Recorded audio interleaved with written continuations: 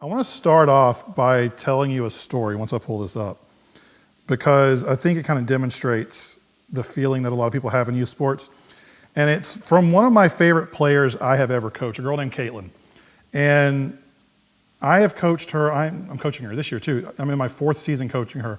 But in this story, she was 9 years old. We play soccer. Caitlin played goalie for me. What you got to know about Caitlin is she was a crier. If something didn't go right in Caitlin's life, she cried, not just on the soccer field, but also in life. Her dad told me if she made a bad math grade, she cried. If she didn't do something right, she cried. That was just her way of processing the world. So in this particular game, she's playing goalie, first half, has an incredible game. And she comes running over at halftime and she's crying. And I'm not talking just like little tears. I'm talking like the boo-hoo tears coming everywhere. And I'm like, I get down on her level. I was like, hey, what's wrong? You're playing great. She goes, well, you're telling me to do one thing and my dad's telling me to do another and I don't know what to do. And I kind of smiled and I was like, hey, I'll make a deal with you. If you listen to your dad for every other part of the week, when you're with me, that'll be the 1 hour you don't have to listen to your dad. And she started giggling and did that kind of, okay, and went over the bench and everything was okay. And I talked to her dad afterwards. I told her this, and I think what she was experiencing in that moment is something that so many parents of kids in sports go through, because if you've been online recently, you know there are so many different voices telling you all so many different things to do. And it's really hard to find out what it is. So as silly as that story is, I think a lot of us are in that boat. None of us have parented this kid through this environment at this age, in this town, in this sport. We're even like all of us who have a sports background. Like I have a 9-year-old and 9 and 10-year-old. They're 9 and 10 right now. Yeah, 9 and 10. We're about to go into middle school. I've never coached at the time 11-year-old girl through middle school. I don't know what I'm doing. So we're all trying to figure this out as we go. So tonight, instead of giving you a bunch of to-dos that add even more pressure, we want to share some principles with you. When I was in seminary, I had a professor who was 800 years old. His name was Dr. Elmer Towns. Dr. Towns literally wrote the book on Sunday school in the 1960s. He traveled around the country, looked at the churches who had large Sunday schools who were growing, and tried to figure out what was making them grow. And he came up with this axiom that I have clung to in parenting, in business, in coaching, in sports. It has kind of transformed all of the way I look at stuff. And he said, methods are many, principles are few. Methods may change, but principles never do. So tonight, as we talk through these things, we've got a panel here that has all sorts of experience on all different levels. I want you to hear the principles that we are sharing. And then later on, if you have questions on methods, we can talk through those, because your kid is going to be different than my kid. I'm from North Carolina. Our systems are different than your systems.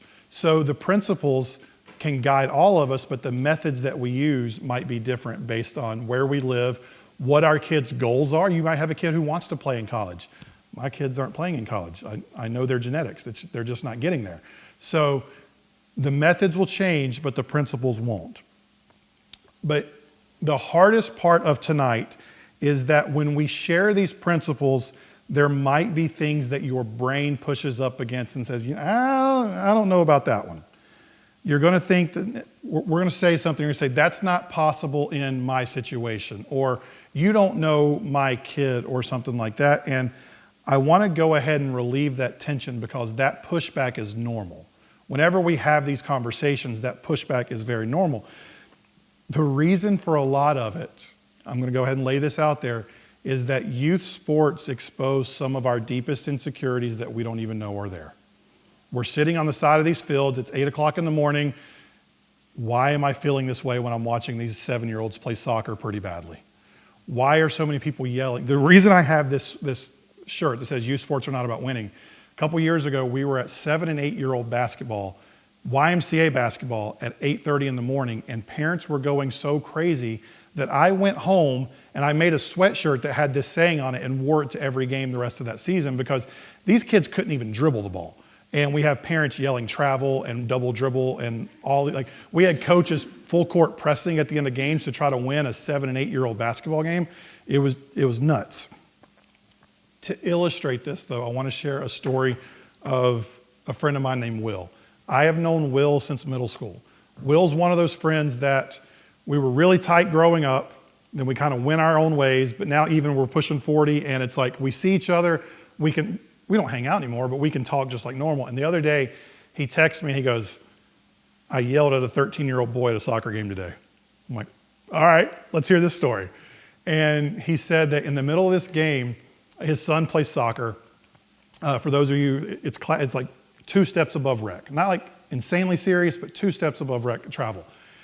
In this game, Will saw a boy on the other team running at his son. And he knew that kid was not about to play the ball. That kid was going for his son. And he just yelled out, play the ball, not the kid. Nothing bad, but he knew I probably shouldn't be yelling at 13-year-old boys as a grown man. And my only response to him was, Will, do you remember when we were 13 and we were playing all-star basketball? And he goes, yeah, when that kid threw me into the wall at 45 miles an hour and broke my wrists?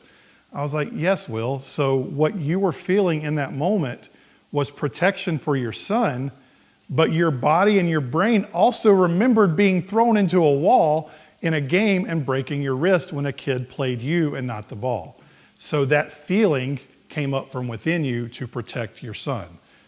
That happens to all of us. So I say all these things just to let you know that anything you feel tonight while we're talking about this, there's no judgment on our part if you disagree with us. If you have fears, if you have feelings, those are normal. So if those come up, what I want you to do is ask, is this because I'm scared of something? Is it because you're afraid your kid's going to fall behind? Is it because you did something different and you feel like we're saying you did it wrong? What I want you to hear is there's grace upon grace upon grace through all of this because, like I said earlier, we're all doing this for the first time and we're all figuring this out as we go. So, with all of that out of the way, I want to tell you how tonight's going to go. I'm going to invite the panel up in just a second, introduce you to them. We've set this up into 4 segments. Segment 1 are the problems. We have to talk about the problems that we're seeing so that we all can be aware of what's going on. So we're going to spend a little bit of time talking about the common problems, how we got here, and what's going on. But we don't want to just complain for the entire night. So the next segment is solutions. We're going to ask some questions of them. What are some solutions you have seen that have worked so that we can get the methods out of that? And then segment number 3, success. What does healthy sports parenting actually look like? What does raising kids through sports in a healthy way look like? And then segment 4 are the questions. This is where you can ask us questions. If you're not comfortable, you can text them in like Mike said, or you can just hang out till afterwards. And if you're eating dinner with us afterwards, eating pizza, feel free to ask a question if you want a more one-on-one environment there, like whatever it is. We're here to help you. Does that make sense? Everybody tracking? Cool. Okay, I'm going to go up here now. I'm going to introduce the panel. They're going to come up. First is Miss Diane. Is it Vampatella? Did I say that right? That was awesome. Awesome. I'm a PA announcer for my high school baseball team, so I get terrified that grandmas are going to yell at me if I get someone's name wrong. So Diane is from Athletes in Action. She's a chaplain for the Connecticut Sun and the WNBA. She's also a sports mom who has more experience than us. But she's an expert on the mental and emotional side of this entire journey. Paul O'Connor, he is from ESPN Corporate Citizenship. He's on the team running ESPN's big Take Back Sports campaign that's working with professional athletes and the systems side of things. So Paul knows a ton about what's going on across the country so that we can support people in that way. Mr. Kenny Michaels, our local, he is the Parks and Rec Director right here in Wallingford.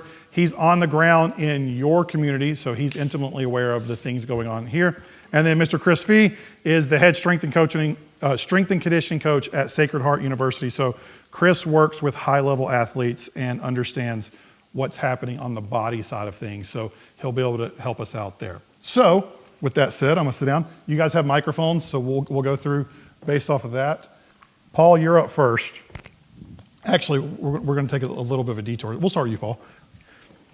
So on the Healthy Sports Parenting Podcast, I start out every single week asking the same questions. And I think it brings up some empathy and some relationships. So let's do this. Paul, tell us about your kids, what they play, and what it's like being a dad to them. I have a 1.5-year-old. Okay. So right now, yeah, she's crushing soccer on the weekends. You better get her signed up for a travel yeah. team, or else.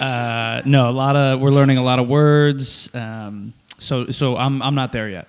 I'm excited to be there. I'm a little nervous to be there in a couple years. So I yield the question back to the experts here. I'm not there yet. Kenny, what about you? So I'm a father of 2 teenage boys, a 17-year-old high school junior, 14-year-old high school freshman here in town. Both play baseball, both play football. My oldest dabbled last year into indoor track. They've done Brazilian Jiu-Jitsu, but currently right now are just football, baseball kids. I am a travel baseball parent. I can tell you the pros, and I can tell you the cons, and I can tell you what the hotel bills are going to cost you, and everything in between.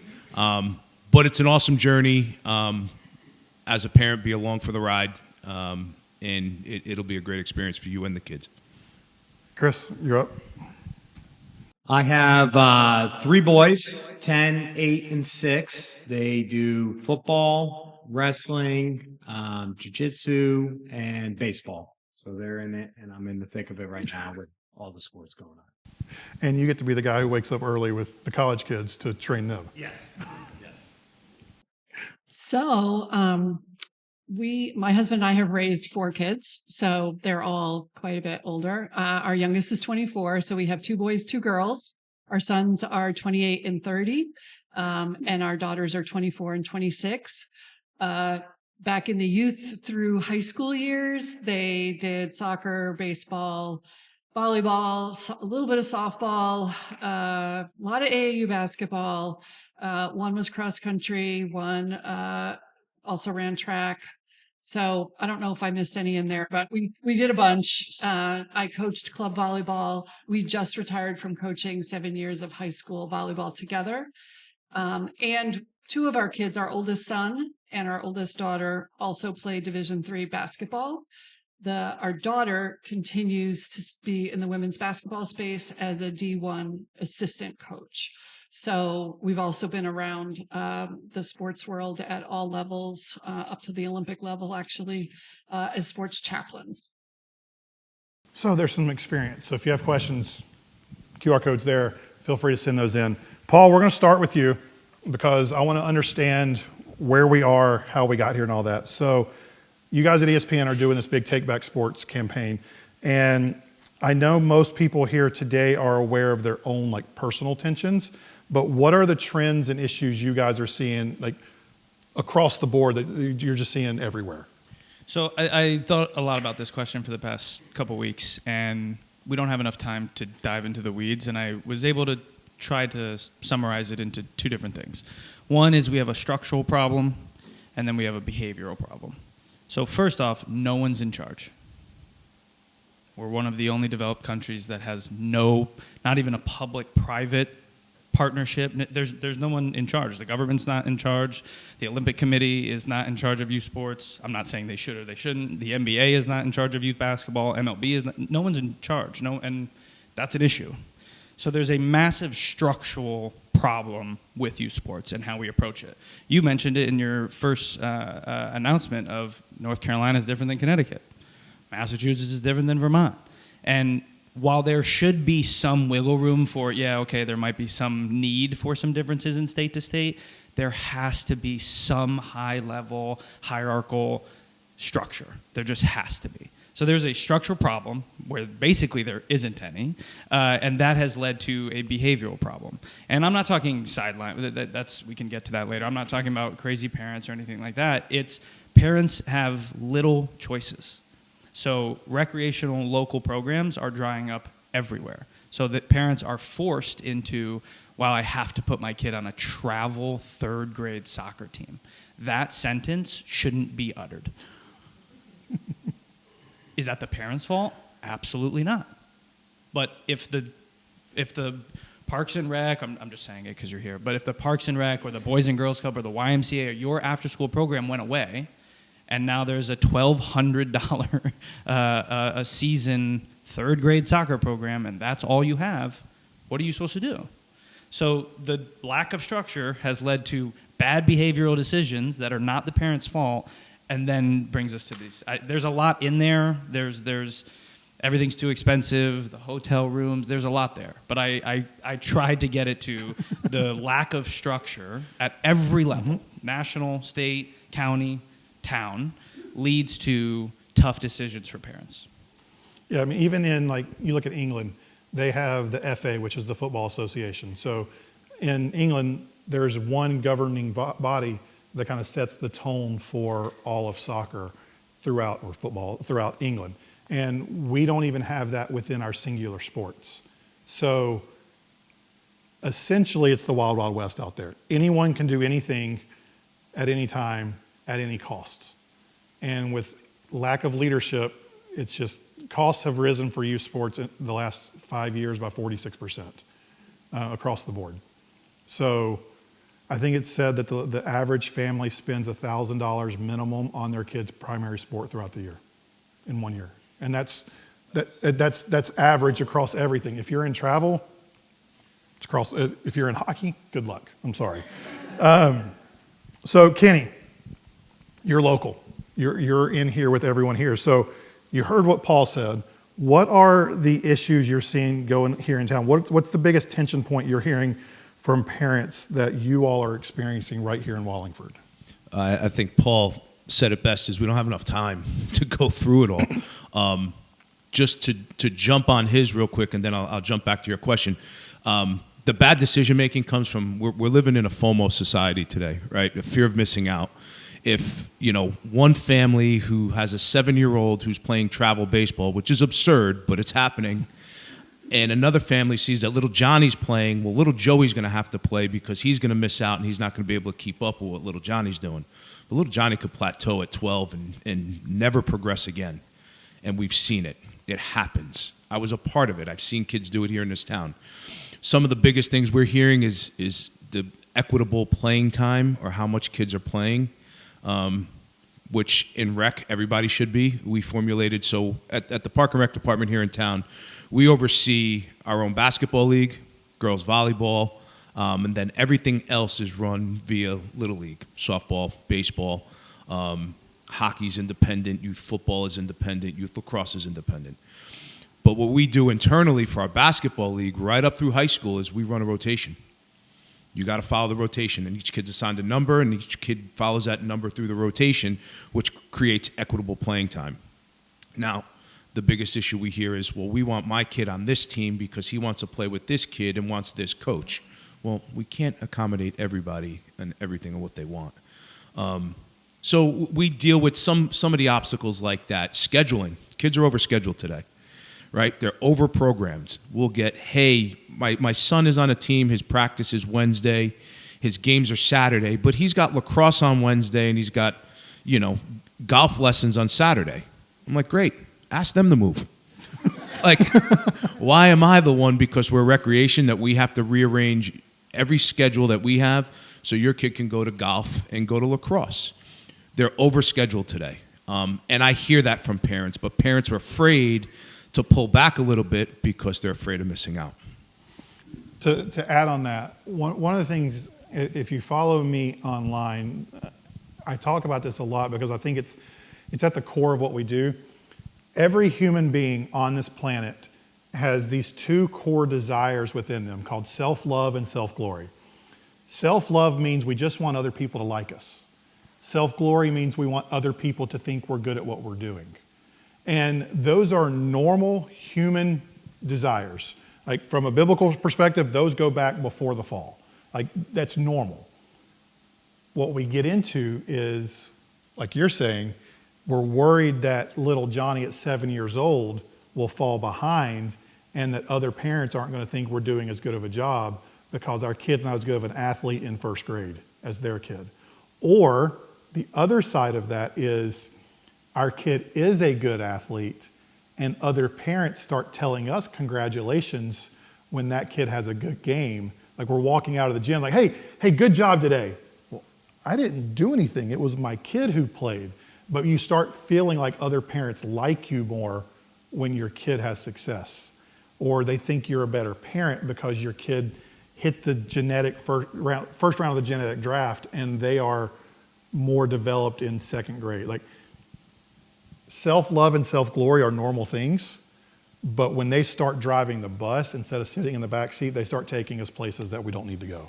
I just want to add one thing. The FOMO thing is so real. You are not a better or worse parent if your kid played collegiately. Hard stop. You're just not. Do you know how many things had to go right for that to happen? Part of it was, yes, you guided them along the journey and you invested in their, yes, yeah, for sure, of course. But if your kid quits they're 14, 15, 16, or they play in the NBA, that does not equate to your success as a parent. And somehow we've integrated how successful you are as a parent to how good your kid is in youth sports. And the last thing I would say is the pyramid has, listen, I am not the old guy. I am 36 years old. I'm not the old guy yelling at the cloud. The pyramid has shifted. So 16 years ago, 18 years ago, everyone played rec. Everyone played rec. I played on church. I played on Christ the King in Trumbull from 5th grade to 8th grade. So that's what you did. AAU was reserved for the 1%. You had to be that good. And now we said, no, my Johnny, we always use Johnny. I feel bad for Johnny. Johnny and Sally, those are like always the names we use. Now that's flipped to, no, everyone deserves to go to Orlando. It's like, well, we don't. I'm sorry, we don't. Like, that's not how the world works. And we're kind of telling our kids, this is how it works now because we have some dollars and we're going to make it happen. But then when you get into the real world, good luck. So that's why. Actually, and if I could jump on that real quick, because that's a great point, is kids aren't experiencing disappointment until they get rejected from college or their first job interview, and they don't understand why. And I'm not saying every kid should be cut in youth sports, but there becomes a time where Paul nailed it, the pyramid has flipped, right? It's come to a point where you can find a travel baseball program on any corner. Any corner. Your kid doesn't make a team, you can find another one. You can start another one. And that's what happens, is kids aren't pushed to work for something that they should attain. It's just created for them another travel program with a tax ID number. If you have a check that'll cash and clear and you have a pulse, somebody will take you. And it's unfortunate. It really is. And I got into it. I was telling Jonathan, I spoke with a gentleman that he did a podcast with. His name's Aaron Locks, and we spoke at the National Parks and Recreation Convention back in September in Orlando.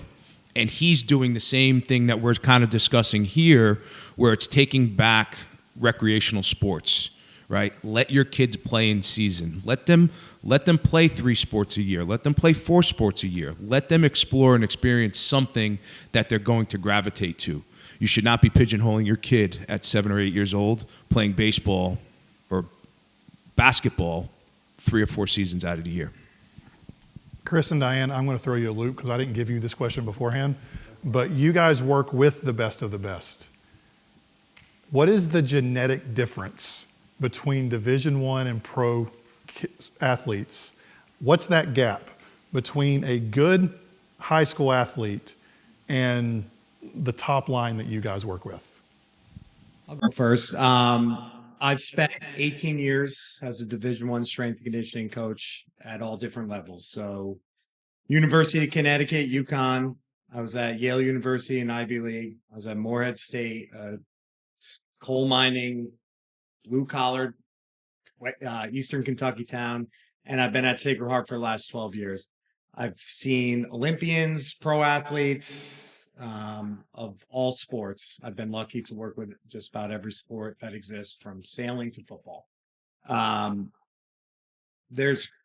I could go back and look, but I mean, I'm 5 to 10 guys comes in mind of all those Division I kids that make it to the next. And then, because those stats can be misleading, it's you make it there, can you stay there? Like, so the average pro career is like 2 years. The average NFL career is 2.8 years.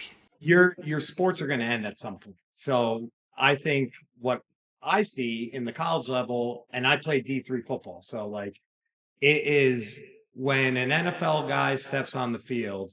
We had a kid, Julius Chestnut. He's a running back for Titans, just re-signed. So he's in his 5th year of the NFL.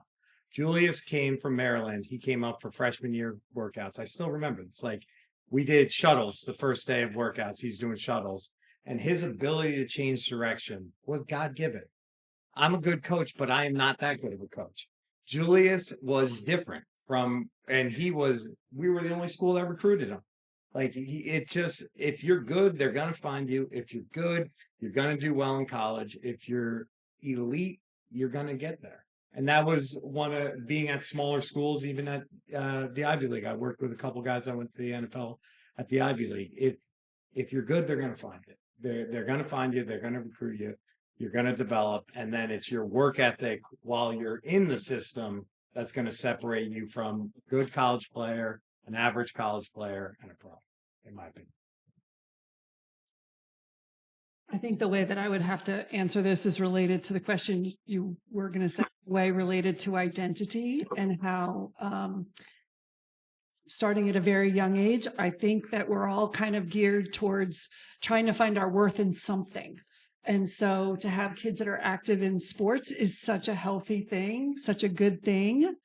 But unless we, as the adult world, parents, coaches, grandparents, older siblings, unless we are proactive about speaking about value and identity as separate from what they do, whether it's a sport or whether it's grades or whatever sphere they're in, there are going to be predictable signs of wear and tear and stress.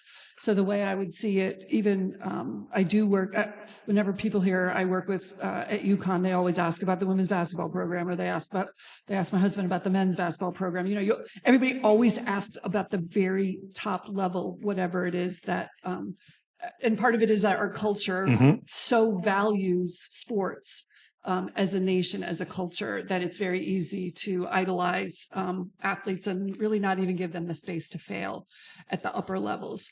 So, but I would say that when a young athlete learns to equate their identity and their value with their performance, or with the pleasure, with the approval, especially of their parents, but also of their coach. Coaches may change. Parents hopefully are not changing often, although we have plenty who were raised by grandparents or others. But that will lead to all kinds of things, even when you look at maybe who gets to the pros or who doesn't quite get to the pros from an elite program. A lot of it is the God-given physical ability. It's the work ethic, but it's also the lack of fear, because fear of not being valuable enough, it will not get you through a struggle, a stretch where you are putting in the work. You are doing everything your coach and your variety of coaches are asking you to do. And that sometimes you're just not seeing the results yet. But is there the capacity to endure? Is there the capacity to show up with a sense of, I can work at this again today? Because otherwise, when your identity is really tied into your performance, that roller coaster is deadly. It's deadly. And so a lot of times young athletes will end up with black and white thinking.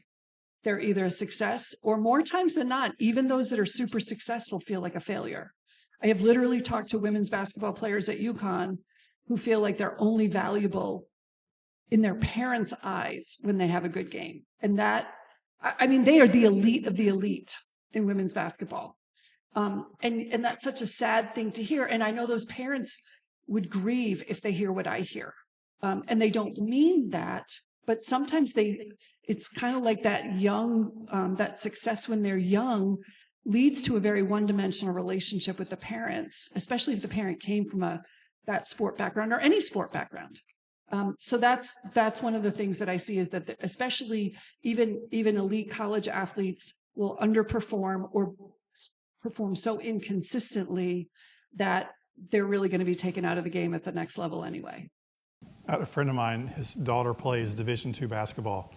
He said that when he was young, as a parent, he had someone tell him this advice, and I've shared this online, and the amount of pushback I get from this one concept amazes me. But he said that you need to take your kid to get ice cream when they play a terrible game. Because if you only celebrate the results, then what you inadvertently, not on purpose, not with any intention, but what you reinforce to your kid is that your love of them is based on their performance. You're only going to celebrate them when they perform well. But when you go and you take them for ice cream after a bad game, you tell them, hey, I'm so proud of your effort out there. I want to celebrate you because you're my kid. Your performance does nothing for me. I interviewed Coach Richie McKay. He's the head coach at Liberty. He's been an assistant coach at Virginia. He's been head coach a few different places. But he told me that growing up, his dad wasn't in the picture. And so he was always trying to gain the approval of his dad with everything that he did. So he was chasing success, trying to get his dad's approval. And what he called that was a treadmill to nowhere. He said it was like trying to earn the love of your parents is a treadmill to nowhere that is ridiculously hard to get off of. So contrast that with a friend of mine who just got fired from a Division I women's soccer team. And he had moved his entire family to Gainesville, Florida to be coached, an assistant coach at this program. They were there 3 years and he lost his job. What he has said is that he would never have been able to, he was from England, he would have never been able to come to America to play soccer in college and to go through the ups and downs of the coaching world if it weren't for the unconditional love of his family, his spouse, and his kids. So what type of foundation can we give our kids if they know our love for them is not based on any type of performance? What does that free them up to do when they're in college, when they're in their 20s going for their first job? If they know at home they are loved and supported no matter what, that's their foundation. That gives them freedom to go and do other things. And that's a side I can stay on forever. But I do, like we talked about this playing all the time over schedule. Chris, I want to ask you this. From a physical perspective, what are you seeing at the collegiate level from these kids that they don't get breaks anymore? Like what's it doing to their body? We've just talked about the heart and the identity and those things. Like physically, what is it doing to these kids?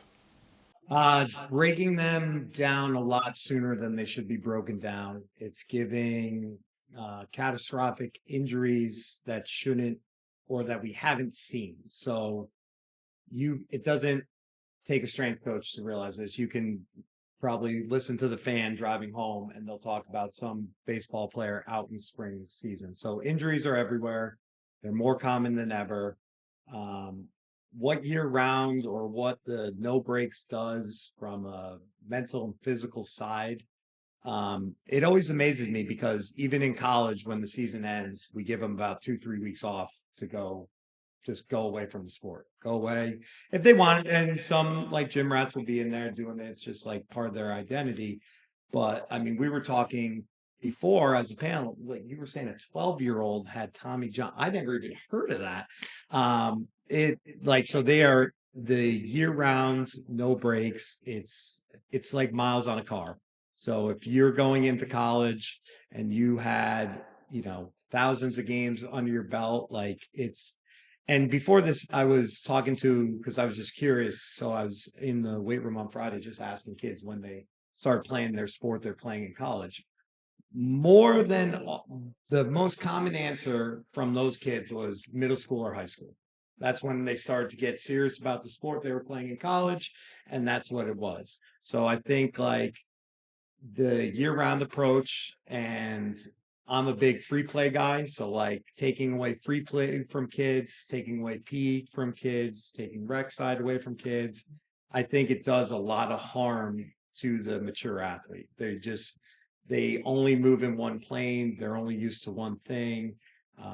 And it's just it's sad. It's just sad of the injuries that we see and the breakdown that we see in college athletes from thousands and thousands of games or hours before they got to college. The injuries are higher than they've ever been. So that's the problems. That's the high level. We could stay here forever, but I don't want to live in negativity all night. If you have questions, QR code's there. Send them in. We can ask them afterwards. I do want to switch to solutions, though. And what I want to explicitly acknowledge, Paul mentioned, we have systemic issues. There's nothing anyone in this room can do tomorrow about any of those systemic issues. So the questions we're going to talk about tonight from a problem standpoint are things that you all can do in your families, in your community. And Kenny, I want to start with you because you can talk to the culture locally here. We've talked a lot about travel. We've talked a lot about rec. For parents who are trying to decide between rec and travel, what are some of the questions they should ask themselves before making that jump? Commitment and time is definitely at the forefront. How much time are you willing to give up, and how much, are you willing to schedule yourselves? The other part is being realistic, I think, in what your child's ability is.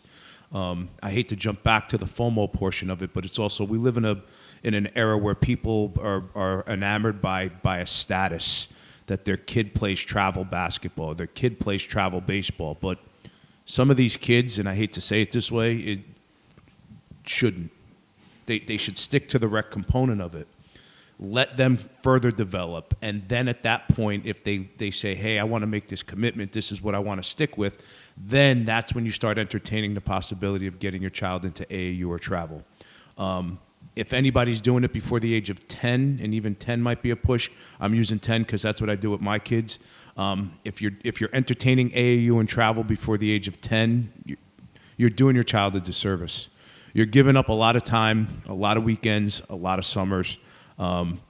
Let them be kids for the point of, in the sake of them being kids, because there's going to be a lot of time at some point that they're going to commit to a sport where your world is going to change. The spare time and the extra time that you thought you had is going to change. So that's one of the biggest things. Cost is the other, right? Cost is the other. It's expensive. What are you willing to invest? And I hate to say it this way, what's the return on the investment? I've had the conversation with my oldest son starting at 15 was, where do you see yourself and what do you want to do? Right? And as a 15-year-old, he's like, I don't know, like a job? I'm like, no, like we're playing baseball, you want to play travel, what is your goal? And he's like, well, I'd like to play in college. Now, every kid has the dream of playing for Vanderbilt and, for baseball, or LSU or Florida. Every kid has the dream. I'm glad my kid's a realist. And he understands. And I was talking to Chris about it because Chris went to Springfield, and Springfield's a school on my son's radar. Division III program, good school. He knows now that he's 17, he wants to maybe get into business, possibly sports management, and baseball could be an avenue for him. It may not. And if it's not an avenue for him on the next level, that's okay, right? It gained him or got him to that point. I think it's realistic expectations without rambling, because we can go on this whole thing forever. It's realistic expectations of who your child is and what type of athlete they are. And then are you willing to commit to the cost, the time, and the responsibility of getting to a travel tournament, practice, game, etc.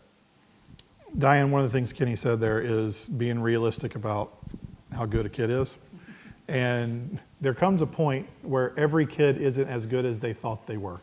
It might be they get to Division I, they can't go pro. It might be they play varsity and they can't get to college. It might be like I was, and I got cut from JV as a 10th grader. Like, that's just the reality. Every kid gets cut from a team at some point. So one of the questions I get the most from parents is, how do we respond when something doesn't go our kid's way? Like, it comes in a lot of different forms, but maybe it's playing time, maybe it's like, whatever it is, the root comes back to the parent wanting to help their kid through a tough moment. So for the parents in here, like, how can we talk about failure in a way that builds strength in our kids instead of tearing them down? Or what happens a lot of times, we end up bulldozing through that hard time to try to pave a new path for our kid instead of letting them grow from that. If I had $1 for all the parents that don't like me because I cut their kid from a high school volleyball program, I do think I see the heart. Like, nobody wants to see their kid in pain. And oftentimes we want to fix that now or yesterday. We really just don't. It's hard. It's hard to watch them cry. It's hard to, if their identity has been built on being part of a team, especially at like the schools where there usually aren't enough uniforms. There's reasons why it's a smaller space. But I think that one of the best things that we can do as parents is start to lay the groundwork and expectation for failure and disappointment before they're blindsided, whether they're cut even if they're on a team, if they have a devastating injury, that's another enormous place where they can just feel gutted. We had a daughter miss her senior year of high school, and she probably would have, they literally were on a collision course for a state championship that year, but 3 of them tore their ACLs in the same year.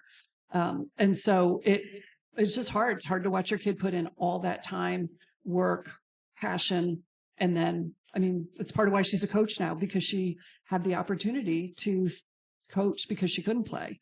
So if we, how do we lay the groundwork for disappointment without sounding like doom and gloom over young athletes? I think one of them is that, if you as a parent were an athlete, don't just share about your glory days, the state championships you won, or the way you played it. Like, don't glorify everything, because if you were an athlete for any stretch of time, you were disappointed too.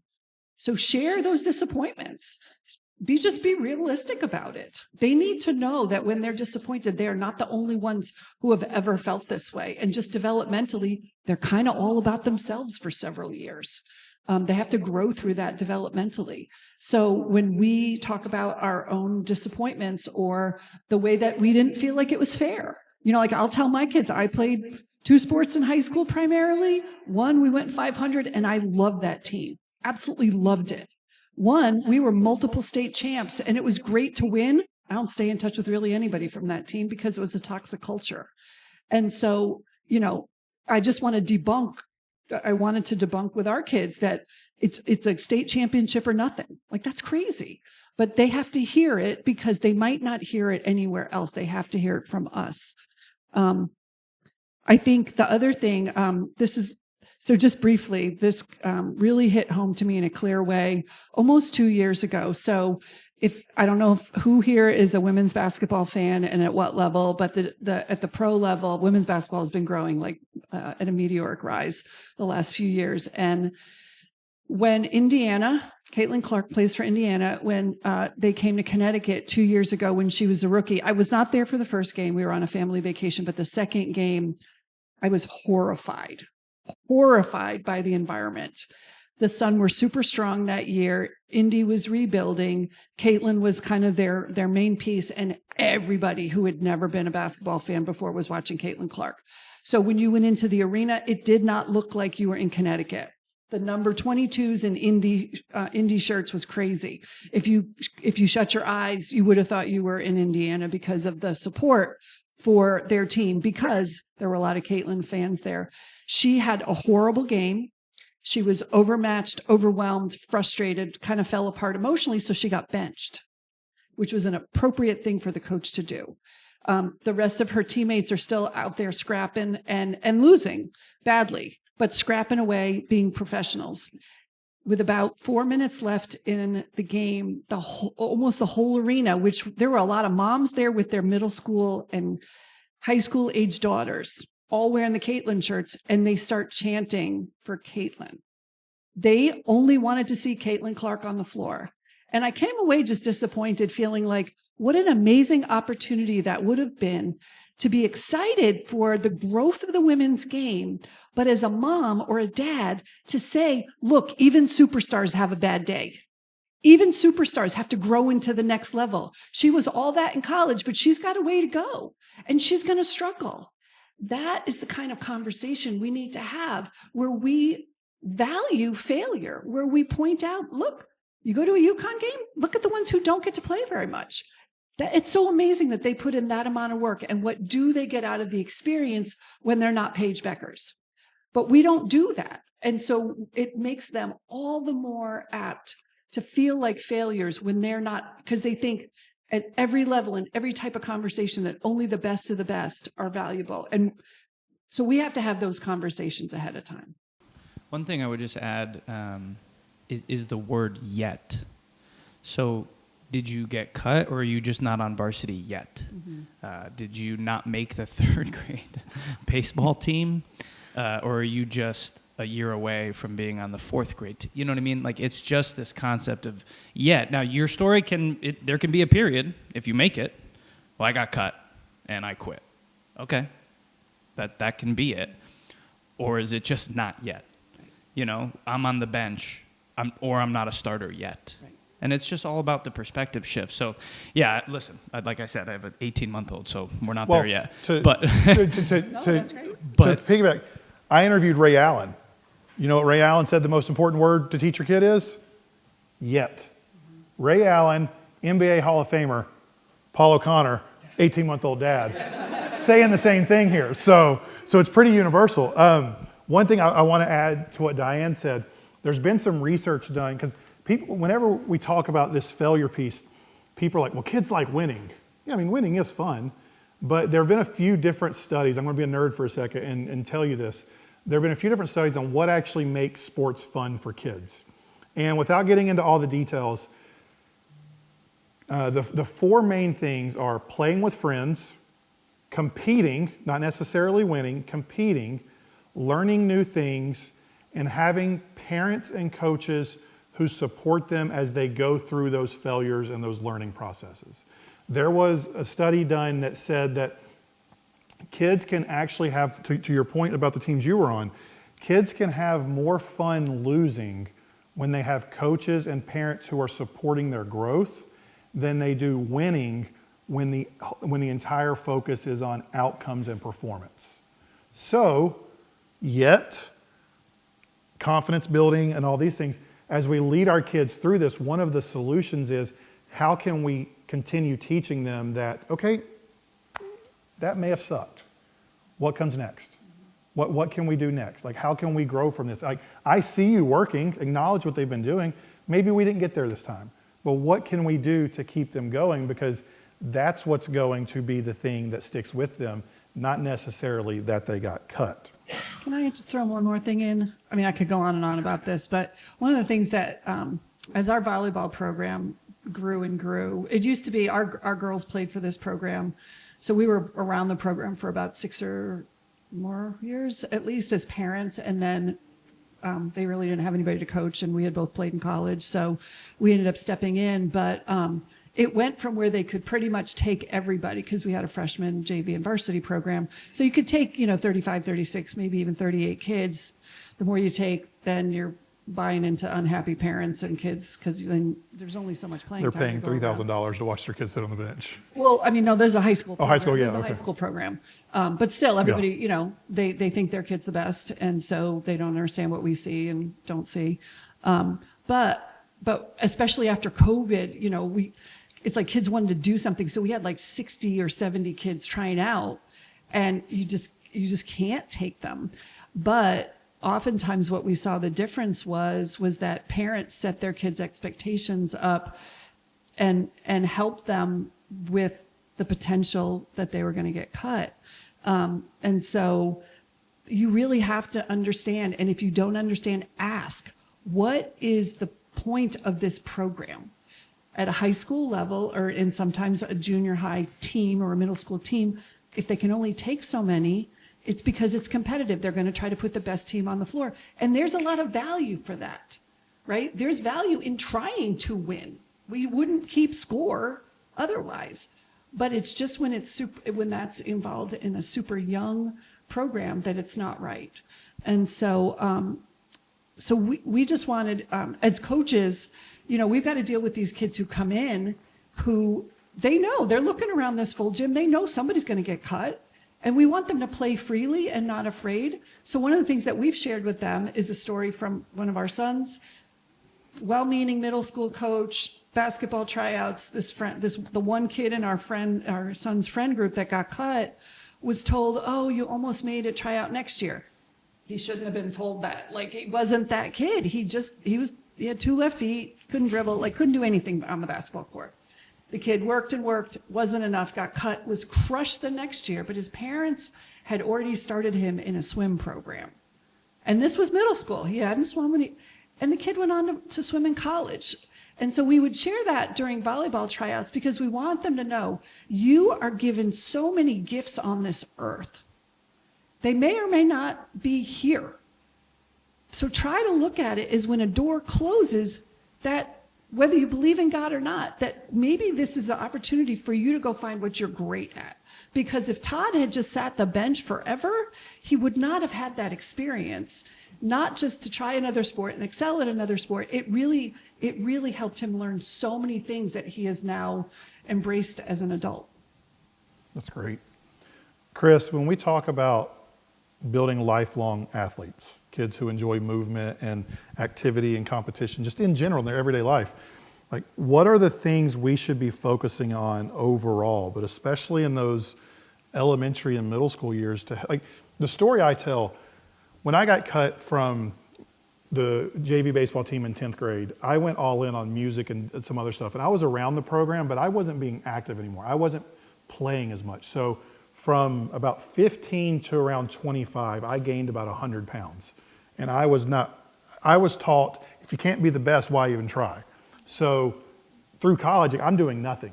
Then by the time I get into my 20s and I want to start moving again, it all hurts because I'm so big. And I just wonder what would have been different about my life up until now if I would have been taught this love of movement from a young age. So what are some things we can do to help kids love just moving and being active instead of feeling like they have to be the best competitor or the best athlete in the world to have any place? I think that's where strength and conditioning can come in and make a profound impact in young people's lives. You see it more and more by state where it's being implemented in school systems. The ability to teach a kid to work hard at something when they can't see the results right away is so incredibly valuable. The best part of my job is writing letters of recommendation for kids going into military, business sectors, everything like that. And I see a kid that, they might have played 10 snaps their whole college career, but they were 6 a.m. every day. So I'm biased in that I think work ethic is a learned skill. And if you can, I also want to say strength and conditioning is age appropriate for any age. So one of the most common things I get as a strength coach is, when should my kids start lifting? When should my kids start working out? And I always answer it the same way: when they're mentally able to follow directions. If they can follow directions, they can work out. You can do something age appropriate for kids from, my kids, they're a little different because they were in gyms with me all the time, but they were, 1.5 trying to pick up a dumbbell in the gym. Like it's different for me a little bit, but I would encourage anyone that has kids in youth sports to get them into, and similar to travel ball though, I will say, there's a gym on every corner. So just do your research on what that coach sees or that trainer sees as movement. But to go back to, sports will end at some point for everyone. So if you can get them moving and enjoying exercise, that's a skill that, unlike sports, will last their whole life. So enjoying exercise, enjoying resistance training, enjoying movement. And also on the flip side, what it's going to do is it's going to make them better at all their sports that they want to do. It's going to teach that work ethic that we all want to instill in our kids. It's going to also keep them a little bit healthier. And I won't go too long, but I'm not a fan of the phrase injury prevention. That's how a lot of gyms will sell getting youth kids in or getting young kids in. You cannot prevent injuries. Thank you. You just can't. So you can reduce them by making a stronger, healthier body is less likely to get hurt over time. But again, it's about movement and exercise at a young age. If you can teach it at a young age, then when they stop playing sports in high school or college, they're going to enjoy exercise. And they're going to, just look around. It's just, we can use it as a country. We can use it as a springboard to getting kids into exercise that, a kid might like only one sport, but they go join a little ninja class that they have, or a gymnastics class, or a mat program, or a CrossFit program. They can find them in every town where they're moving and exercising and enjoying it. And from a young age to ever, and those classes and those strength conditioning, another thing, and I'll end, is they don't need to be an hour. You can do a 20-minute workout with a 10-year-old that is more beneficial than the hour-long workout. Just because a kid's exhausted doesn't mean it's a good workout. It needs to be structured, and it needs to be age appropriate to that kid. I'll be the nerd and bring some research into this again. 2 things for you to know. A lot of us were taught growing up that kids can't lift weights before 14 years old. It was thought that it stunted growth when we were kids. The new research shows us that kids can lift weights as young as 6 years old, as long as they're under proper supervision that ensures the form is correct. So just know that as long as they're under the right supervision, at those young ages, it's more about movement. Can they do a full range of motion, more so than trying to be the strongest kid in the world? And we're trying to teach a love of movement. If it's before puberty, we're just trying to teach a love of movement and the form. If it's after puberty, then we can start putting some strength in. But the thing I want you to know is the CDC estimates that between 50 and 75% of Americans do not get the recommended amount of activity in a given week. We are a very inactive country as adults. 25%, so 1 in 4 American adults are completely inactive in general. They don't get any type of exercise during the week. And we know movement is attached to lower anxiety, less depression, higher quality of life. So if we can get our kids learning to love moving at young ages, we set them up for life. And so what we have to guard against is that idea that movement is only for competition. Activity is good. Like, it doesn't matter if your kid's slow. My 9-year-old, I mean, God help him, he's built like me.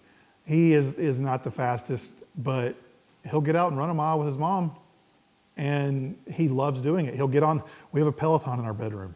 He can barely reach the pedals, and we haven't bought him shoes for it yet, so he'll put on mom's shoes on the Peloton and just start pedaling while he's watching a TV show on Netflix on the bike. Like, I don't know what he's going to grow up and do, but if my 9-year-old can love movement, then by the time he's 23, that's a great thing. One more thing I want to add is confidence. So if you want your kids to be more confident, put them in it. It will raise their confidence. Doing hard things will make you more confident. Paul, we've talked a lot about like these things parents can do, and like Kenny can't change the system by himself here in town. Like, so what are you seeing from parents and neighbors and everyday citizens banding together? Like, what is working at a national level that you think we can do on a local level just as families? This was the toughest question you gave me. I don't know if I have the silver bullet for this one, because honestly, I think it's a lot of like anecdotal things. So I'm going to give a lot of anecdotal answers. One group that we invested in this past year is in Indianapolis. It's called Mud Sock Youth Athletics. They're a multi-sport program and just promote, come in and play whatever sport you want, all rec, all fun focused. But they have a youth action board. That's what we funded. So a lot of the times, and this is fantastic, and this has to continue, and we need to be having these conversations, but there's no kids here.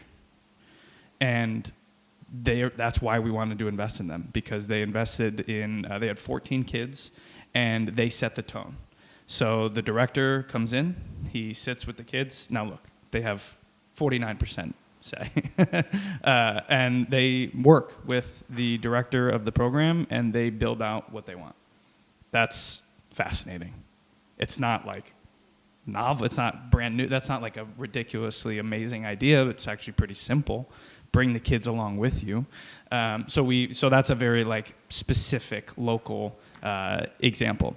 For the parents, just don't be afraid to buck the trend. And not to get off course here, but there's a lot of discussion on cell phones in schools and parents making a massive push to ban them, which I think is great. You can have your opinion on it. But you guys have the power. The parents have the power, and I think somehow we've lost that along the way. FOMO is a huge part of it, where if you hear a coach ever tell you, hey, listen, in order for them to make it, they got to play 12 months a year, get out of the program. Just that's not the right program for you. So there's a lot of like little things that we see, but the power is with the parents. Don't be afraid to buck the trend. Don't be afraid to take a season off. Again, going back to my childhood, like I didn't play year round. Summers were off. We were on our own. You know, we were like the latchkey kids. My parents got home at 5:30. Me and my brother were home at 3:30, and we were on our own. I know it's a different time. I get it. But they don't have to be scheduled. I can't remember if it was you or you who said, like, we're just overscheduled. Don't be afraid to buck the trend. It's okay. Particularly, and I think also maybe I should have said this in the beginning, like defining youth. So you made a really good point earlier around like, listen, it's okay to be competitive in high school, like kind of when it starts. You know, I think this is like 3rd through 8th grade, right? Like that's when it's all about fun, all about participation, all about learning, all about multiple sports, playing with your friends, going to get ice cream, win or lose. Like that's the whole point. If you approach this in 3rd grade or 5th grade or 6th grade with they got to play in college, we've lost. The plot is lost. It's just my opinion. So it's a very long-winded answer, and I don't know if I answered your question. One of the things that, like, real quick, like, we're dealing with this right now with my daughter's soccer team. We are a very small town, and we're such a small town that we don't have the numbers to go gender specific in soccer. So we play co-ed at the rec level all the way through U14. And when my daughter was playing U8, or she was moving from U8 to U10, she came to us and said, like, I don't think I want to play soccer anymore. And we're like, excuse you? Like, you really enjoy this. What's going on? Well, I don't want to play with the boys anymore. So we were lucky enough that I go to church with the president of the big club just south of us. And we asked him, can we start a girls team that practices here and plays in your league? And he said, yeah. So we rounded up some girls and put a team together. And we created something so that the girls could continue playing.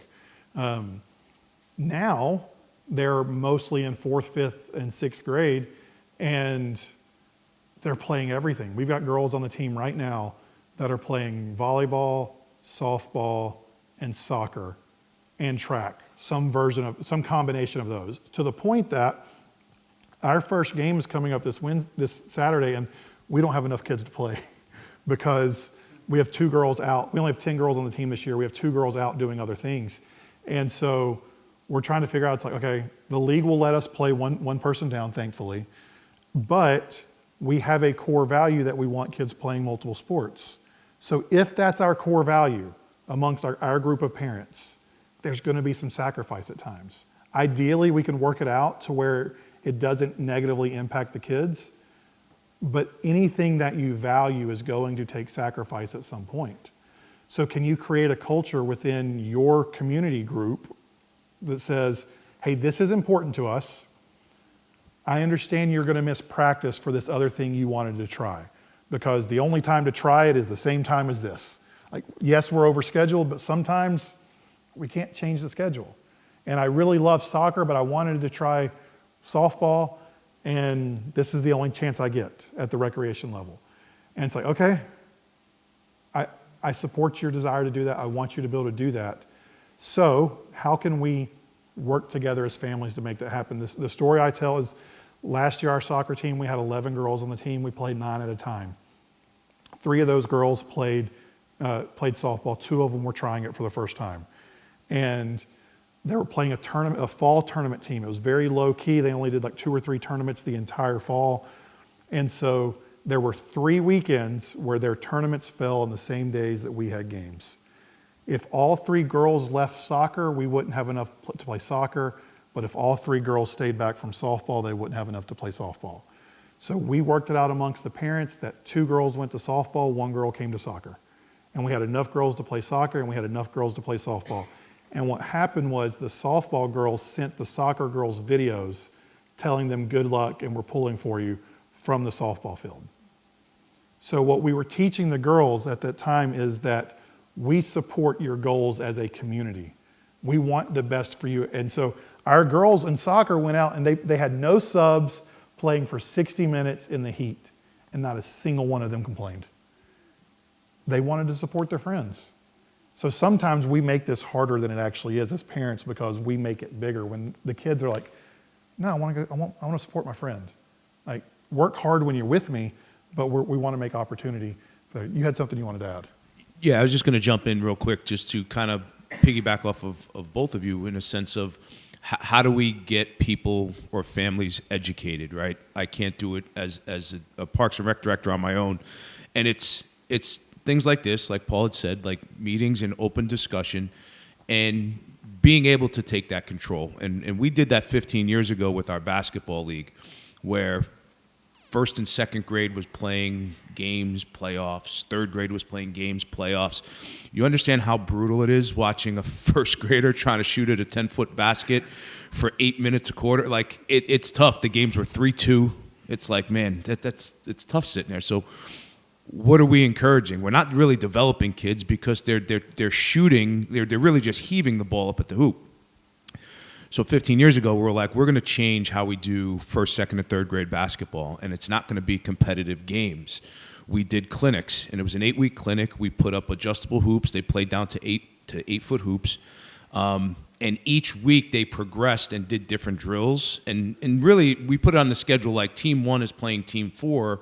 But what they did was we had, instead of two referees came and ran a clinic for the two teams on the court. And they did dribbling drills, shooting drills, passing drills. And it built each week to where they played a game at week 6. They started to play somewhat of a basketball game. Week 7, they played a little bit more of a game. No clock, no nothing. Week 8, jamboree, right? Hot spot, basketball shot, free throw shooting, dribbling contest. Every kid got a medal. Well, they used to get a medal. Now we give them basketballs when they leave. And people are like, well, what happened to the trophies? Why do they need a trophy? We gave them a basketball. Go. Now you can practice at home, right? Third grade, we did the same thing. Watching third graders trying to, parents are all in on the third grade basketball championship. When they won, the score is 4-3. It was like, it's brutal to watch. We had a parent we had to kick out of our postseason tournament in soccer in U10 because a group of parents started pointing at a 9-year-old on the field going, cheater, cheater. And then when the head of the referees told him to chill out, this guy started saying, fruit you, and other language at the referee on the side of a 9 and 10-year-old soccer game. So we took our stance, like, this is how our league's going to be. It's like, not that we wanted to dictate the terms, but it's like we feel that this is the best for the youth to develop, and this is where they should be in first, second, and third grade. In third grade, we did the same thing, but instead of 8 weeks, we did 10. Half was clinic, and then they progressed into games. Didn't do playoffs, didn't give out championship trophies, gave them all a basketball. And then when they came back in fourth grade, it was like, okay, now we're going to start like getting you into the gameplay format. And then once they're in middle school, they're off and running. So I think it's just, the education component, trying to get people on board, but it's going to be a challenge today. All right, I want to switch to segment 3, success. And the question is going to be the same for all of you. When a kid is done playing sports, 10, 13, 18, if they're like LeBron, 47, whenever he finishes playing, like, what is your hope for the kid and or for the parent's relationship with that kid once they're done playing? Diane, we'll start with you. And we'll just go straight down the line. So there are, if you were to ask me what I would do differently as a parent, I'd give you a relatively long list. But I will say, just in a short clip, we wanted our kids to still like us once they were done playing sports. My husband and I coached, especially my husband coached our kids a lot. We kept checking with them, like, because we know a lot of parents that coach that the conflict between the kid and the parent becomes so much that eventually the parent is like, yeah, I got to stop this because, usually, or sometimes the other parent comes in, they're like, no, this is not happening anymore. So we really just wanted our kids to still like us at the end. And because we are at the stage of life we are at, we have gotten the feedback that they are grateful that we were there, we were supportive, and we were clear with them about expectations. We didn't let them blame others for their losses or failures. Occasionally, we stepped in when there was toxicity on teams, legit classic cases of bullying happening, mostly at the high school level, a little bit at middle school, but definitely at high school. So there were times that we said, hey, do you want us to step in? And a couple of times we stepped in.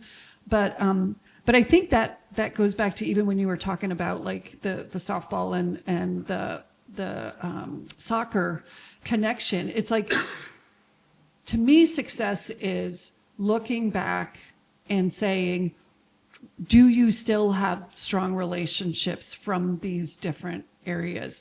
Did you experience enough success? But it's not even the successes, it's how did you grind it out with now some of the people that are your best friends? One of our kids is married, and at least one of the guys in his wedding was from, I think they met in like 6th or 7th grade, and they did sports. Actually, Connor left one sport that they had all played and moved over to running because Justin was enjoying it so much, and he wasn't enjoying where he was at, even as a successful high school player.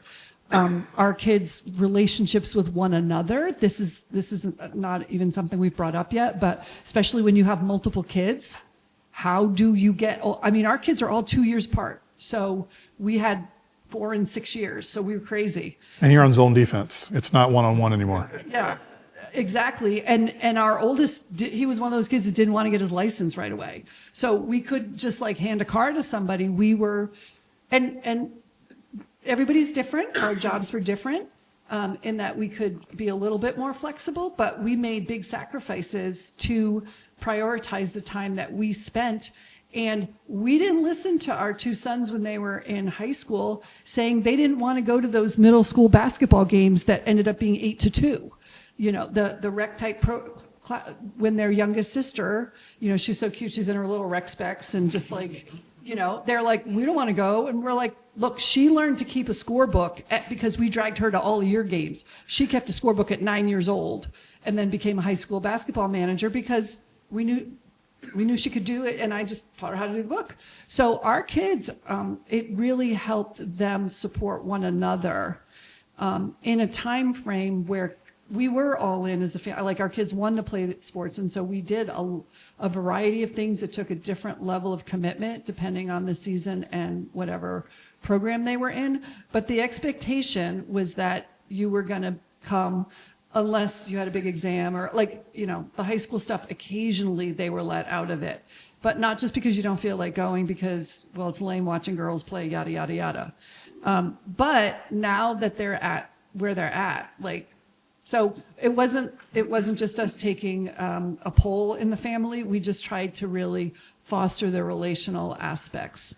And we also tried to be open-homed and hearted about it, where our house became the place, and kids knew. We would often pull up at the high school or elsewhere, and our kids would get in, and there'd be another kid or 2 or 3 that we didn't know. I mean, I had a minivan for the longest time, even once our kids could drive, because I couldn't downsize. I didn't want to downsize when those relationships were so very integral to how we approach sports. As a matter of fact, last weekend, we unfortunately went to a funeral of a woman who impacted generations of female basketball players in Mansfield because she passed away about a month ago. But our daughter came home from Buffalo to go because this was a woman who not only was one of her first basketball coaches, but influenced her, and she's now a coach because Betsy had such a big impact on her. She still stays in very close contact with her high school basketball coach as well. So to me, the relational richness is baked into it is going to be the experience. Did I get better? Did we have enough wins? Did we come through the losses with some sort of redemption? And was I really proud to be part of this program? But to me, that's how we can look back and look at the successes that our kids experienced. That is a great question. Thought about it a lot. I interpret it like, what skills would I want my kids, and then like the college athletes I coach. And it would go back to, I've had a lot of great coaches: work ethic, showing up on time, discipline, toughness, like those things from sports, and why I'm so passionate about youth sports and passionate about my kids playing or with my kids in sports. I would say, like, when I look at a youth coach or when my kids are on the field with anything, I'm lucky. My kids have great coaches, and they're preaching work ethic and they're preaching those things. So, like, to me, I say the same thing to my kids every time they get out of the car when I'm dropping them off at practice. Work hard, don't fool around, have fun. I say those 3 things. I usually, at the college level, like, you're going to lose games. It's going to happen. I try not to, on the car rides home, talk about anything that happened in the game. Like, we just try to go back to being a family. But those skills that young men and young girls, or young boys and young girls, learn in sports are lifelong skills that are going to make them successful adults. I see it all the time with college athletes coming back. I just had a football player come to practice on Saturday that we had, and he had his 2 little kids out on the field. And he's a dad now, and just talking to him about like, and they always remember every story better than I do or as a coach, but like, they're like, do you remember at 6, you made us get up at 6 a.m. because we were fooling around. Like, you always held us accountable and you cared for us. And like that as a coach is, we don't, and he won a couple championships when we were there. We didn't talk about any of the championships when we get back together. And I'll end on, the last thing I want for, or how I would define success, is lifelong friends.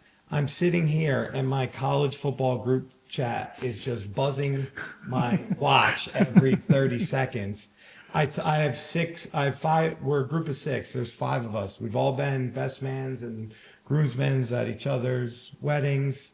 One of the O-linemen I played with is a godfather to my kids. Like, it's a special, you meet some of the best people in youth sports and high school sports and college sports. There's so much positive that I think can outweigh the negative when you focus on the right things. I think Chris hit the nail on the head. It's life lessons and life skills that you're able to apply. Kids may not realize it now, or they may not understand it now. But down the road, they're going to be able to apply what they've learned through youth sports into their professional and personal lives.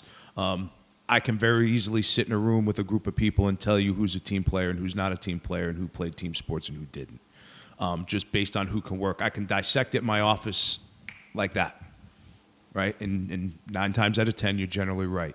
You take the work ethic, you take the accountability, you take all those things that you've learned that if you've had good coaches, they're going to instill in you, and you're going to be able to apply that to different portions of your life in the personal, professional work field.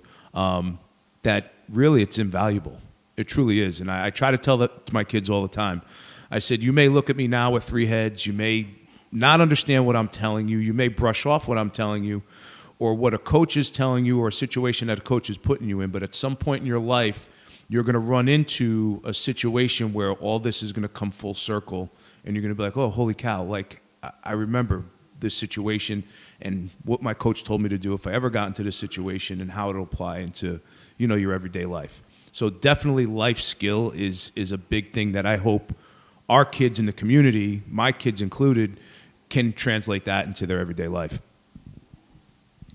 I'm just going to take a slightly different, I can't add anything to that. That was everything. A slightly different take. I played basketball from kindergarten. I still play. And my favorite 3 years of playing was 7th, 8th, 9th grade when my dad coached me. My wife is going to be upset that I share this story. Her dad was really hard on her playing youth sports and all the way through high school. They do not talk about her experience, ever. They don't talk about it. He knows it. This is like a traditional Italian Midwest family. He really old school, you didn't do this, you didn't do this. The car ride home was a disaster. If they lost, a whole thing, it was the prototypical, don't do this. They don't talk about their sports experience. I'll still talk about 8th grade Christ the King basketball. Still do it. It was my favorite 3 years. So from the parent perspective, that's the goal. That's the goal. That's it. To me, that's the only goal. With all the things we said, strength and conditioning, you're going to move for life, you're going to have friends for life, best man. Yeah, that's all a byproduct if you do it right. That should be it. All right, so I want to move into the question portion. So if you guys have questions, I know we got one that was sent in, but if you have questions, we can ask them now. We can do it during pizza. We can. But Diane, I want your opinion on this. And so you don't know this is coming, but I would love your opinion. Here's the question.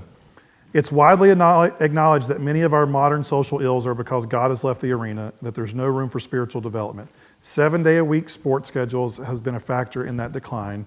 We're not asking you to become spiritual advisors, ministers, or priests, but can you address this and offer suggestions on the role of rational scheduling would have on a child's emotional development? I got this question 5 minutes ago, so I can answer if you want a second to think about it. No. I'm trying to think of, I mean, local communities would have to take your shirt into, like, that sports are not the pinnacle of your child's experience. They are not the most important thing. But that also takes, I mean, FOMO is going to cut into, well, my kid is involved in such and such at church, or, you know, I mean, literally 98% of the athletes that I talked to at UConn did not go to church regularly in high school, even if their families have deep-rooted faith, because to get to that level meant you had to buy in at the high school level to AAU or whatever, where almost every sport is competing on Sundays. Volleyball tournaments, whatever, it's just all weekend. I don't know how systems change. I remember sitting at an enormous AAU basketball tournament. I don't know, Abby was probably maybe ninth grade in Pennsylvania. And I just, as a chaplain, I'm looking around at all of these teams, all of these families from all over at least the East Coast, if not the country. And you got 2 games a day, pretty much, but you got a couple hours in between. And I'm thinking, oh my gosh, when I do a chapel for the WNBA, we got 10 minutes, an hour before tip-off.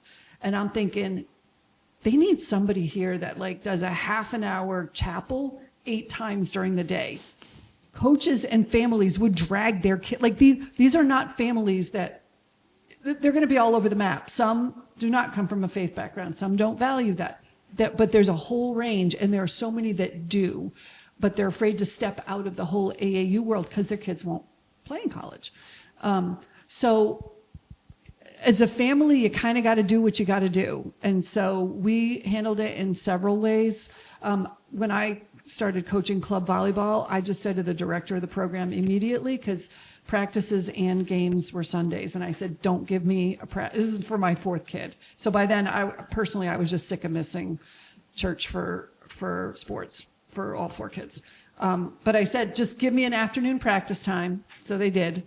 And then by the time Julie was in her 3rd year, I was also then sick of tournaments being on Sundays. But I complained to the right teammate because they're like, oh, our church has Saturday night services. So we started to go there, just the weekends that they had tournaments. When our daughter was in AAU, my husband, as soon as he got the game schedule, usually on Thursday, he would find a local church and they would go either before or between games. Everybody else on the team would be going out for bagels. They sidestepped that because as Christians, as people who are, our value system is that we follow Christ and that we want to pass this on to our kids. But we have to figure out how to do it in a world that has various values. But we wanted our kids to not just hear mom and dad talk about Christ, lead Bible studies on campus, do chapel for pro athletes. Oh yeah, but then like, we don't need to go to church this weekend because you got a game. Like they had to see us wrestle with it, but also live out our faith the other 6 days a week or 5 days a week or whatever. So I do think that's super challenging. I personally don't know anybody outside the Christian space in our experience. If we went to a director that would say, like if we were to say, oh yeah, well, we've got youth group on Wednesday night, they would kind of look at us like, okay, well, make your choice. I don't know that we would have gotten any support locally. So I don't know that I have a solution. I do know that one of the biggest solutions to the identity crisis that we see when young athletes are performance-based in their identity or approval-based in their identity, which is what I addressed at the beginning. I still see that at the college and pro level. So that's what I address, is that if you have a spiritual foundation of a relationship with a God that loves you unconditionally, then failure is not devastating. I mean, it hurts, but it's not devastating. And so then to orient their lives, thinking, motivation around developing a relationship with God, and then living these opportunities as athletes out from that foundation literally changes things. I mean, I can't tell you how many college athletes I've had say, now that I know how to develop spiritually, I can just play without fear. I can play with freedom. I can point to some of their growth. These were their stats before, when they still were fearful of failure because that was their identity, to then, oh, they're starting to figure this out, and they just start to play like completely different people. So I think, again, I have no idea how to change it systemically, but as families, if following Christ is a priority for us, we cannot sidestep the difficulty of figuring that out. And I'll add, and this is one of those where it goes back to the whole methods are many, principles are few idea. The principle is that as families of faith, we need to be connected to faith gatherings as much as we can. So the question would be, we have to be let our values lead us. I mentioned that even with the whole idea of kids playing multiple sports. So when you're looking for a team, if being in church every single week is important to you, finding a team that respects that is an important piece of this. In the South, that's a lot easier for me to find than it might be up here. At the same time, the role of the church is to equip the saints for the work of ministry. So what we can do, and this will be a challenge to Mike and all of you here, like my pastor says that if a church is not equipping its people to hold those chapel services with team members at the tournaments, then the church isn't doing its job. So ideally, as a church, we are helping people understand that we can have ball field Bible studies with the families on our team who have the same faith as us. That's not a replacement for church, and that should not be our every week thing. But let's say we have to miss church 3 or 4 times over the course of 4 to 5 months. Well, we can have church together in the hotel lobby if we're equipped the right way.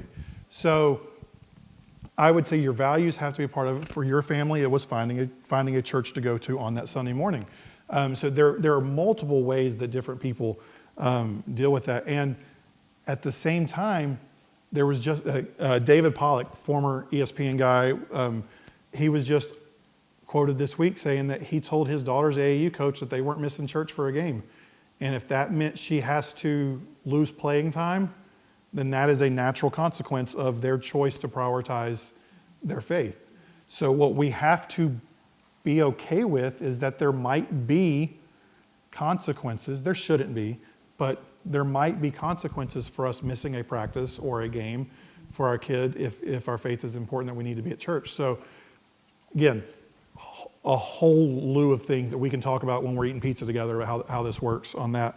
But yeah, go for it. Yeah, I was just going to say, I did, when you were just talking about the church equipping the saints, for one of the things we ran into was we had switched churches. We needed to go to a bigger church when our kids were in middle school, because just in our area there are not a lot of church going families, and so we went to a bigger church where pulled from multiple towns, so that just our kids didn't feel quite so isolated. But several of us as families in different towns were, like one of my good friends played soccer at UConn. Her kids were all involved in the soccer world. And so some of us were dealing with what I just described.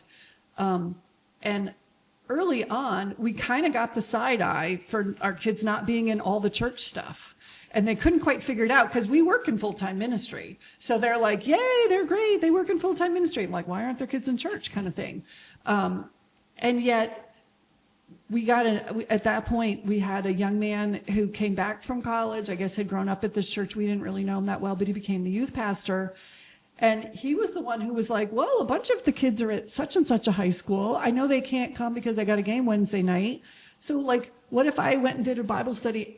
So 3 days a week, he went to near different high schools where there were a clump of kids. So like they went to the Starbucks across the street from our high school. Our kids were able to grow, and they brought their teammates who did not go to church, because this guy was just like not programmatic in his view of youth group. He was relationship based in his discipleship. And so that that made an enormous difference in our kids' lives, and they still stay in touch with that young man as well. All right, this one's going to be for both Chris and Kenny. I'm going to throw this one at you. How do you, as a parent, navigate the unfortunate realities that your kid's coach might actually be a bad coach, but might be the only option for your kid, like in maybe a high school setting, or that's the team that they get put on in the rec league? How do you navigate that? So good luck, guys. If we're going from a rec perspective, it's oddly enough, I just had a phone call with a parent in relation to this last week where so our girls division, because our girls basketball numbers are not where the boys are, so we break it down like the elementary schools here in town. So it's K through 2, or 1 and 2, 3 through 5 for the girls. She has a 3rd grader and a 5th grader on 2 different teams by choice. She wanted them to have their own identity. She had called me complaining that her 5th grader wasn't developing as well as her 3rd grader. And she demanded that I give her a free program in the basketball class coming up in the spring so her 5th grader can develop further than what her 3rd grader was. Rec sports is challenging, right? It's volunteer based. And I think people need to truly understand that if you have a parent or a guardian or a family member who's showing up for 1 practice a week for an hour, for 1 game a week for an hour, giving up 2 hours of their time to help your kids try and get better. We educate our coaches the best that we can. We're members of the National Alliance of Youth Sports, which is out of Florida. We make our coaches go through a 3-hour coaching certification process, which is 2-part. It's sport-specific is 1, teaches them how to run effective practices. The other part is just coaching youth sports in general. And then if they need, we have 2 youth directors that are constantly showing up on site to help out with practice and practice plans. If it's a volunteer, back to the original question, right? If it's a rec program and a volunteer, you need to be patient with that person. If you don't like their coaching style or you think that they're failing your child, there's this thing called a volunteer application. Feel free to fill it out. You can submit it, and you can give up your 2 hours to 3 hours a week to try and do your best to corral 10, 12 kids, depending on their age group, and providing a better, or what you think would be a better atmosphere. It's a challenge, right? I've been through it with Little League, youth football. I see it from my work component in youth volleyball, youth basketball. You need to understand and maintain that patience, because not everybody is gifted in the sport that they're giving up their time for, because volunteers are hard to come by. They're very hard to come by, and we find ourselves a lot towards the beginning of the season scrambling to get, hey, we got 3 assistant coaches. Everybody wants to be an assistant coach, but nobody wants to be the head coach. Trying to convince and coach up that adult to say, hey, we'll get you the resources you need. Let's move you from assistant to head coach. 9 times out of 10, they'll do it. But if I'm the parent, understanding that it's a rec sport, it's a rec program, they're volunteers, you got to maintain the patience. Yeah, I would think context matters. Like, are the kids in danger? They're probably not. Like, is it just you don't like, or you think you have a greater knowledge than that coach out on the field? I'm also an adjunct at Sacred Heart, so I'm teaching strength and conditioning to undergrads. And I always say, if you want to find out if you're a good coach, go coach middle school anything. Just go coach middle school anything, and you'll see if you have the patience and ability to be a coach. But to answer the question, I would say if you were struggling, one thing that we do, I live in Brantford, and one thing that our football organization does that I think is pretty great is they do a parent meeting with the coach prior to the season. And I think all youth sports should do that, in the sense of, like, here are the coach's expectations, here's the time commitment, here's what's important to me as a coach. And like I've gone to those meetings, and I've been like, oh, he wants work ethic, they want this, they want that. And then it's just teaching your kid that, like, if they're gonna fail at something, it's like it's okay for the kid to be unhappy and struggle and go through it, but conversation based, and again, like it's not easy coaching youth and middle schoolers. Like it's tough. It's tough getting them to listen and stuff. What I would add to that is like, what is the dislike? Is it because the coach is abusive verbally? Hopefully not physically. Like, we had a coach a couple years ago with our daughter who was, like, my daughter had a game where she didn't play, or she played the whole game, but she just stood there, was not involved at all. That evening we were like, hey, what happened? I'm tired of getting yelled at. She was 9. And we still had like 3 or 4 games to go. So it's like, oh crap, how do we navigate this? And so we had a conversation, that was with an assistant coach. We had a conversation with the head coach. It didn't get better. So we had to reframe it. It's like, okay, can you continue showing up for your teammates for the rest of the season? You have 3 games left. Can you continue, like if you don't play, your teammates don't have as many subs or I don't remember what it was. And so like that kind of helped her through that. And this was elementary age recreation soccer, so we had the ability to change teams the next year. And so we told her like, hey, we can go get you on Coach Nikki's team with some of the girls from church. Would you like that? And she smiled real big and said yes. And she actually had her best games at the end of the season because the freedom of knowing mom and dad were on her side and that we would do something new. If it's a high school situation, Diane, maybe you can quickly go into this, but like sometimes you're stuck and it sucks. And you just have to lead your kid through a crappy time. That goes back to the why are they playing? Like, what's the reason they want to play? Is it because they love the sport? Is it because they want to be with their friends? Is it because they want to stay out? Like, what's their why? And is their why strong enough to push through a coach that they may not like? Well, and I would reiterate, because I've been on the parent side, coaches we've loved, coaches we thought should have been fired. One who eventually did get let go. And then, of course, we've been on the coaching side of it, where anything from parents that, had one dad come across the gym at me, angry, like I wasn't afraid physically, but my husband didn't leave because this guy was not happy. But also, I got accused of all kinds of things one year by an unhappy, frankly insecure player that I didn't read very well, but she took to big accusations of bullying that were not accurate or true, even remotely. So I would go back to and especially as, middle school and high school, you do want them to develop. I mean, this is part of the life skills thing is. You're going to have a boss you don't like at some point. I don't like my coach. Okay, why?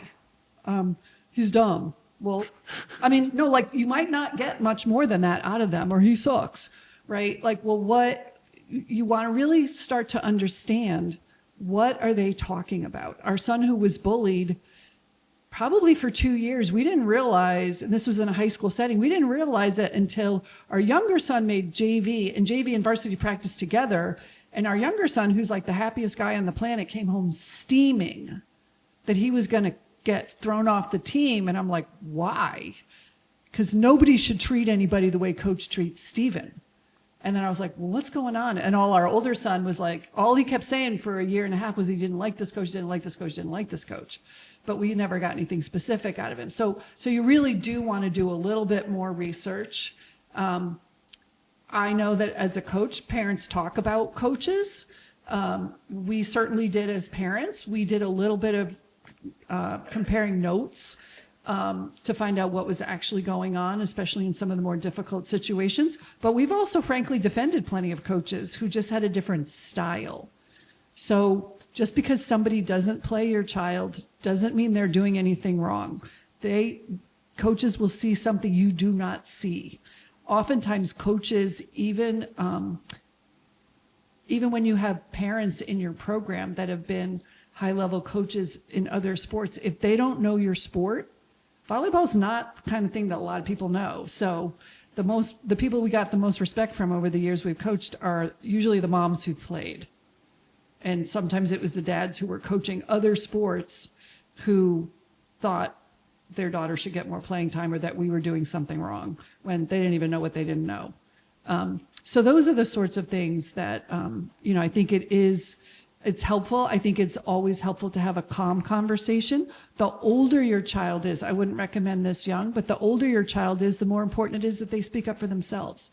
And almost, I mean, at our high school, we're required to have a parent meeting right after tryouts are over. Usually the day or two after, we're required to have one. We've had to put policies in, like, everything has to go in writing because everybody wants to do things their way, and that doesn't happen.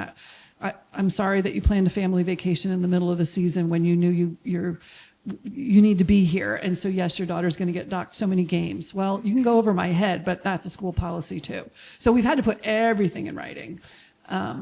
But then, that's if parents don't have the maturity to recognize that we have to run programs the way we have to run programs, and it's not all about you or your family, but we still do value family.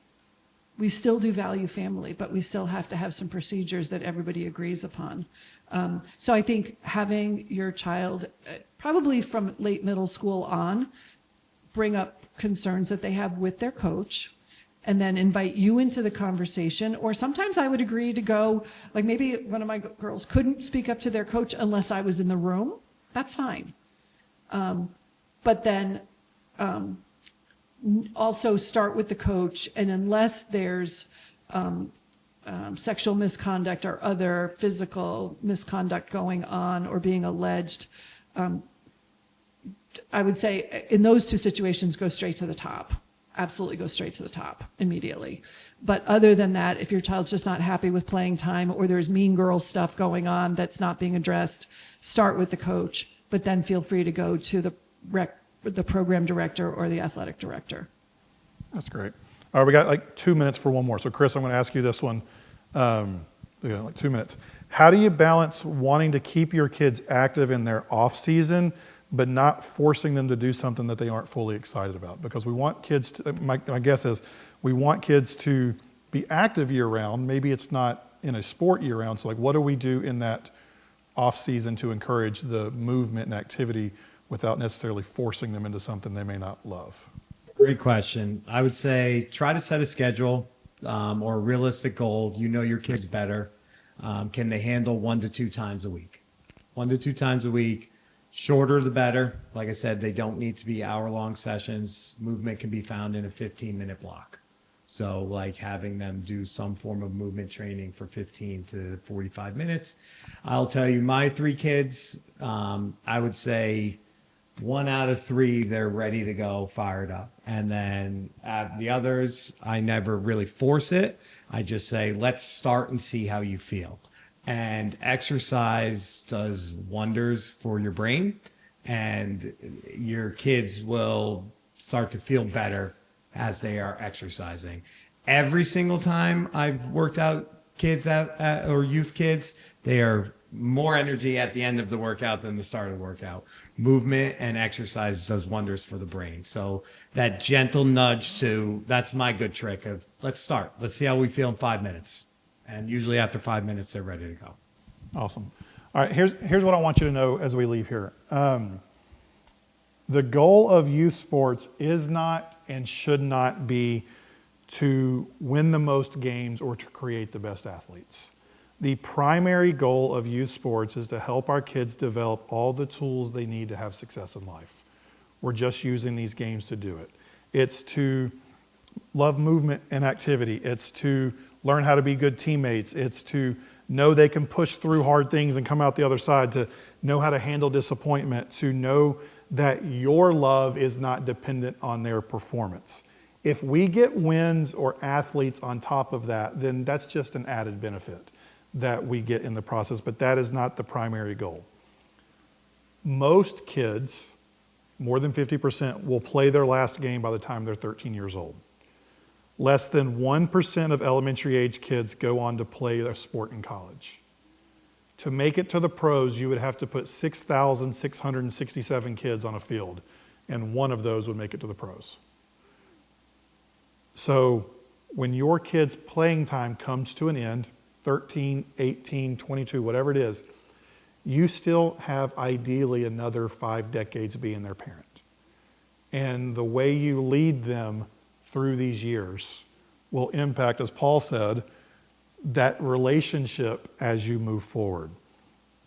So it's possible to see that as pressure.